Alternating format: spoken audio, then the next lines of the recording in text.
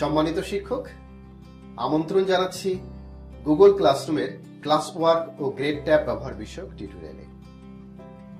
এই টিউটোরিয়ালটি অনুসরণ করলে আমরা গুগল ক্লাসরুমে বিভিন্ন অ্যাসাইনমেন্ট প্রদান করতে পারবো, ক্লাস ওয়ার্কে বিভিন্ন কাজ সাবমিট করতে পারবো, গ্রেড ট্যাব ব্যবহার করতে পারবো।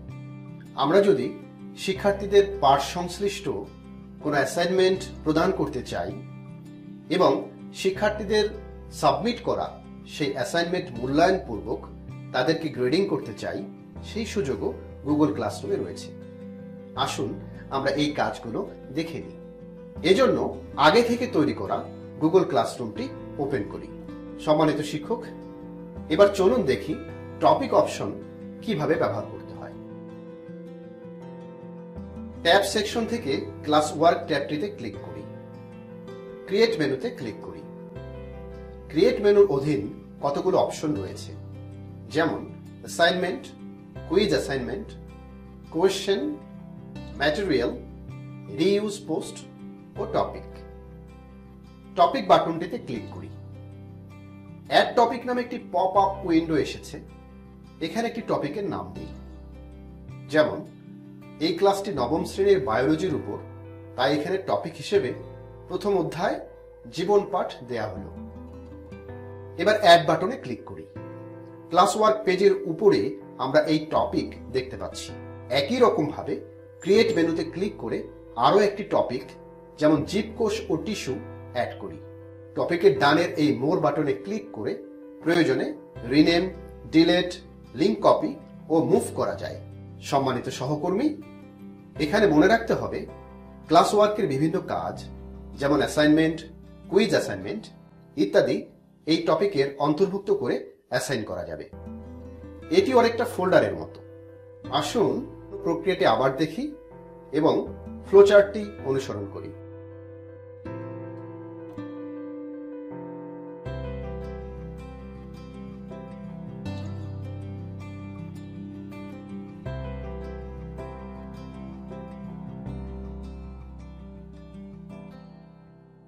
সম্মানিত শিক্ষক, এবার চলুন দেখি কিভাবে অ্যাসাইনমেন্ট প্রদান করতে হয়।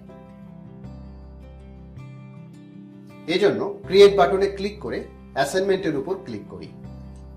টাইটেল বারে অ্যাসাইনমেন্টের নাম টাইপ করি, যেমন ফলিত জীববিজ্ঞানের শাখাসমূহের নাম লিখো। শিক্ষার্থীদের কাজ সম্পর্কে পরিষ্কার ধারণা দিতে ইনস্ট্রাকশন বক্সে কিছু নির্দেশনা দেওয়া যেতে পারে, যেমন এখানে লিখলাম, প্রিয় শিক্ষার্থী, অন্তত 15টি শাখার নাম লিখতে হবে। অ্যাড বাটনে ক্লিক করে চাইলে এখানে কোনো নমুনা অ্যাড করে দেওয়া যেতে পারে। এই ক্রিয়েট বাটনে ক্লিক করে শিক্ষার্থীকে এই কাজের জন্য কোনো ফরম্যাট দেওয়া যেতে পারে, যে ফরম্যাটে শিক্ষার্থীরা অ্যাসাইনমেন্ট প্রদান করবে। যেমন এখানে একটি ডক্স ফাইলে শিক্ষার্থীরা প্রদত্ত অ্যাসাইনমেন্ট প্রেরণ করবে, তাই ডক্স অপশনে ক্লিক করি। এবারেই আনটাইটেল ডকুমেন্টের উপর ক্লিক করে ওপেন করে টাইটেল দেই জীববিজ্ঞানের ফলিত শাখাসমূহ। এবার এই ডকুমেন্টটি ক্লোজ করে দেই। প্রত্যেক শিক্ষার্থীর নিকট থেকে আলাদা আলাদা অ্যাসাইনমেন্ট গ্রহণ করার জন্য ডকুমেন্টের ডানে এই ড্রপ ডাউন মেনুতে ক্লিক করে make a copy for each student select করে দেই। এই ডান দিকের সেকশন থেকে পয়েন্ট সেট করে দেই, যেমন এখানে 15টি নামের জন্য 15 পয়েন্ট দিয়ে দিই। টপিক ড্রপ ডাউন থেকে অধ্যায় সিলেক্ট করি। এবার উপরের ডান কোণার অ্যাসাইন বাটনে ক্লিক করে অ্যাসাইন করি।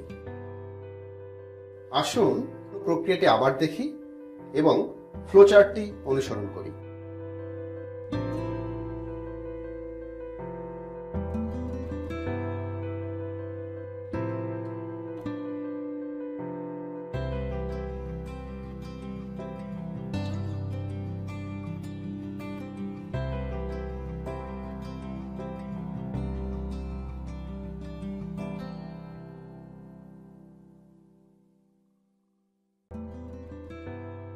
সম্মানিত সহকর্মী, এবার চলুন দেখি শিক্ষার্থীরা কিভাবে অ্যাসাইনমেন্ট প্রদান করবে।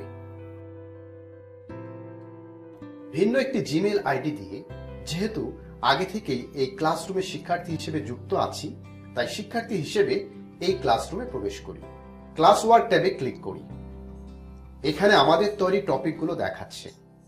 অ্যাসাইনমেন্টটি অ্যাসাইন করার সময় জীবন পাঠ টপিক সিলেক্ট করা হয়েছিল, তাই এখানে জীবন পাঠ টপিকের নিচে এটি দেখাচ্ছে।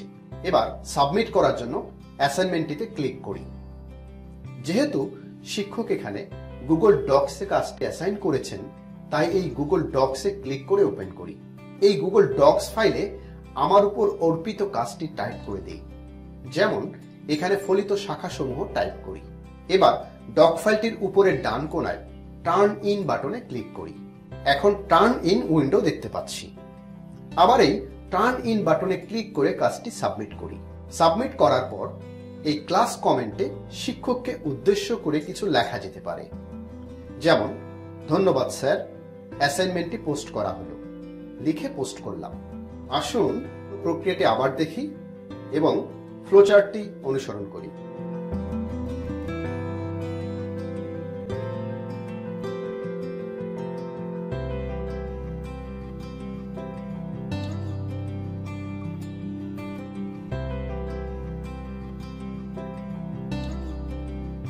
সম্মানিত সহকর্মী, এবার আমরা শিক্ষকের ক্লাসরুমে প্রবেশ করে দেখি শিক্ষার্থীদের সাবমিট করা অ্যাসাইনমেন্ট কিভাবে মূল্যায়ন করতে হয়। ক্লাস 9-এ প্রবেশ করে গ্রেড ট্যাবে ক্লিক করি। এখানে শিক্ষার্থী সাবমিট করা কাজ দেখাচ্ছে। এখান থেকে টার্ন ইন করা শিক্ষার্থীদের কাজটি ওপেন করি। কাজটি চেক করি। কোনো কমেন্ট থাকলে ক্লিক করে কমেন্ট লিখি, যেমন এখানে একটি বানান ভুল হয়েছে, তাই লিখে দিই বানান ভুল। পয়েন্টের ঘরে তার প্রাপ্ত পয়েন্ট দিই। এবারে রিটার্ন বাটনে ক্লিক করি। পপ আপ উইন্ডো এসেছে। এবারে রিটার্ন বাটনে ক্লিক করে শিক্ষার্থীর কাছে পাঠিয়ে দিই। শিক্ষার্থী আবার তার সংশোধনের জন্য এটি দেখে নিতে পারবে এবং গ্রেডিংও দেখতে পারবে। আসুন প্রক্রিয়াটি আবার দেখি এবং ফ্লোচার্টটি অনুসরণ করি।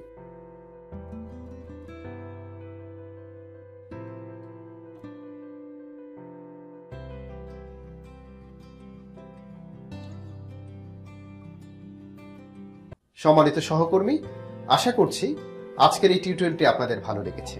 পরবর্তীতে আমরা গুগল ক্লাসরুমের আরো কিছু ব্যবহার নিয়ে আলোচনা করব। দেখার আমন্ত্রণ রইল। এতক্ষণ সাথে থাকার জন্য ধন্যবাদ।